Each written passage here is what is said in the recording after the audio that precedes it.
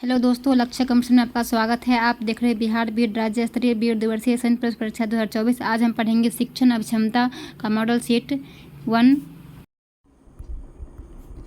Model practice set 1। Question number 1, बाल केंद्रित कक्षा हुआ है जिसमें अध्यापक लचीला है और प्रत्येक बच्चे की व्यक्तिगत आवश्यकताओं को पूरा करता है। किस मनोवैज्ञानिक के अनुसार बच्चों के संज्ञानात्मक विकास में सांस्कृतिक उपकरण एक महत्वपूर्ण भूमिका निभाते हैं? ऑप्शन नंबर सी, लेव वाइगोत्स्की।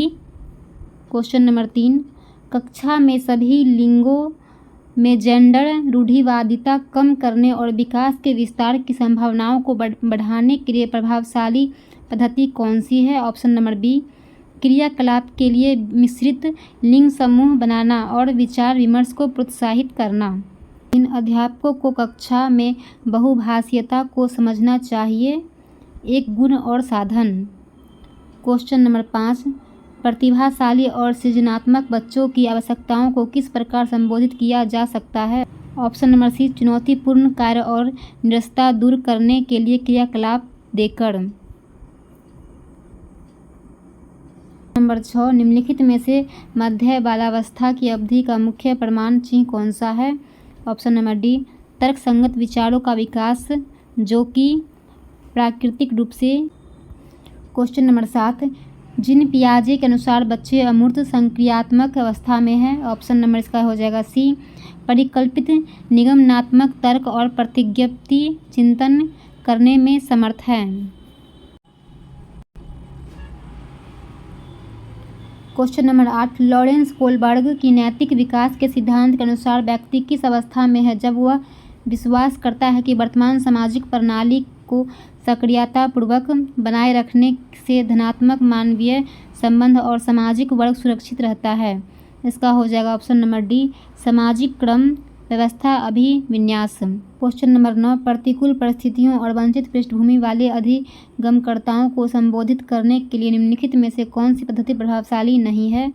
इसका हो जाएगा ऑप्शन नंबर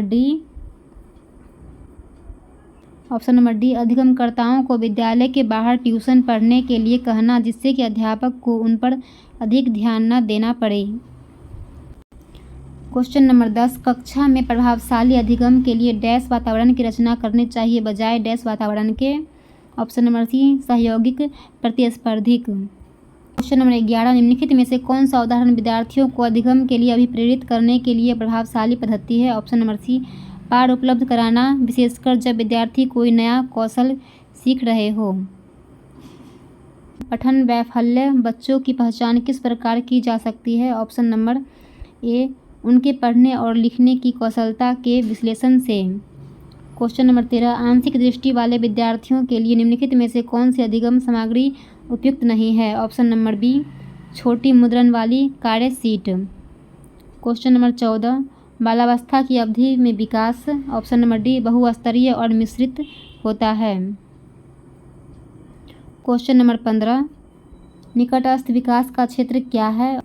ऑप्शन नंबर सी, बच्चों के वर्तमान स्तर पर स्वतंत्र प्रदर्शन और वयस्क व अधिक कौशल वाले समकक्षियों की सहायता से बच्चे द्वारा उपार्जित किए जाने वाले प्रदर्शन के मध्य का क्षेत्र है। क्वेश्चन नंबर 16, बच्चों के चिंतन के विषय में निम्नलिखित में से कौन सा सही नहीं है? बच्चे अपने आसपास की विधि घटनाओं के बारे में सक्रियतापूर्वक सोचते हैं और उनमें अन्वेषण छानबीन की लालसा होते हैं। बच्चे अपने आसपास की वस्तुओं को जानने के लिए जन्मजात जिज्ञासु होते हैं। बच्चे अपने आसपास की विविध घटनाओं के बारे में स्वयं अपने सिद्धांतों की रचना करते हैं। बच्चे प्रत्ययों को स्वयं नहीं सोच सकते और अध्यापक की मूल भूमिका उन्हें जानकारी उपलब्ध कराना है। ऑप्शन नंबर डी जो है गलत हो जाएगा। क्वेश्चन नंबर 17, अधिगम एक डैश और डैश प्रक्रिया है? ऑप्शन नंबर सी, जटिल सक्रिय। क्वेश्चन नंबर 18, अपनी कक्षा में अर्थपूर्ण अधिगम को सुसाध्य बनाने के लिए अध्यापिका को अपनी कक्षा में सामाजिक, सांस्कृतिक, धार्मिक, भाषीय विविधता को डैश चाहिए? इसका हो जाएगा ऑप्शन नंबर ए, समझना। क्वेश्चन नंबर 19, एक प्रगतिशील कक्षा में शिक्षण अधिगम प्रक्रिया के दौरान अधिगमकर्ताओं का मूल्यांकन।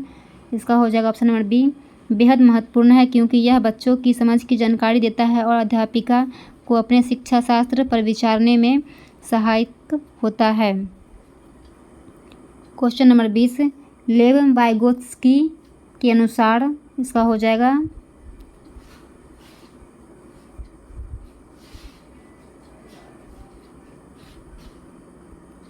ऑप्शन नंबर सी, बच्चों के संज्ञानात्मक विकास में भाषा की एक महत्वपूर्ण भूमिका है। क्वेश्चन नंबर 21 एक डैश कक्षा में अध्यापिका अपनी शिक्षा शास्त्र व आकलन की विधियों को विद्यार्थियों की व्यक्तिगत ज़रूरतों के अनुसार परिवर्तित करती है। इसका हो जाएगा ऑप्शन नंबर डी, प्रगतिशील। क्वेश्चन नंबर 22 बच्चों का विद्यालय में असफल होना, ऑप्शन नंबर इसका हो जाएगा डी, निर्दिष्ट करता है कि विद्यालय इन बच्चों की आवश्यकताओं और रुचियों की पूर्ति करने में समर्थ नहीं है। क्वेश्चन नंबर 23 बच्चों के समाजीकरण में विद्यालय, इसका हो जाएगा ऑप्शन नंबर बी, द्वितीयक कारक है। क्वेश्चन नंबर 24 निम्नलिखित में से किस मनोवैज्ञानिक ने प्रस्तावित किया कि बच्चों का चिंतन गुणात्मक रूप से वयस्कों की अपेक्षा अलग होता है। ऑप्शन नंबर सी, जीन पियाजे। क्वेश्चन नंबर 25 विकास के विषय में निम्नलिखित में से कौन सा कथन सही है। इसका हो जाएगा ऑप्शन नंबर सी, बच्चों के विकास में बहुत सी सांस्कृतिक विविधताएं होती है।